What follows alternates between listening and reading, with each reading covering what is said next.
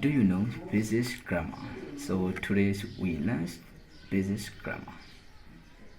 Basic grammar ကတော့အခြေခံတရားပဲဖြစ်ပါတယ်။ဘာသာတစ်ခုကိုလေ့လာရမှာအခြေခံအကြဆုံးအရာအခရာပါပဲ။အခရာဆိုတာကတော့အတန်တွေကိုအစွဲပြုပြီးတော့ရေးပေးရတဲ့အမှတ်တန်ကိတ္တဖြစ်ပါတယ်။အင်္ဂလိပ်စာမှာတော့အခရာ26လုံးရှိပါတယ်။ပါဠိလဲဆိုတော့ကျွန်တော်တို့ငယ်ငယ်ကသိခဲ့တဲ့အတိုင်း A ကနေ Z ထိကို alpha အခရာလို့ခေါ်ပါတယ်။ A E I O U ဒီ5လုံးကိုတော့ vowel တရလို့ခေါ်ပါတယ်။ဒါဆိုရင်ကျန်တဲ့21လုံးကို consonant ပြီးလို့ခေါ်ပါတယ်။တခါတရံမှာတော့တရအလုပ်လုပ်တတ်တဲ့ဒီ Y နဲ့ W ကို half vowel သို့မဟုတ် semi vowel တရဝက်လို့ခေါ်ပါတယ်။ကျေးဇူးတင်ပါတယ်။ကျန်တဲ့အပိုင်းတွေကိုကြည့်ချင်သေးတယ်ဆိုရင်ကျွန်တော်ရဲ့ YouTube channel လေးကို like and subscribe လုပ်ပေးပါခင်ဗျာ။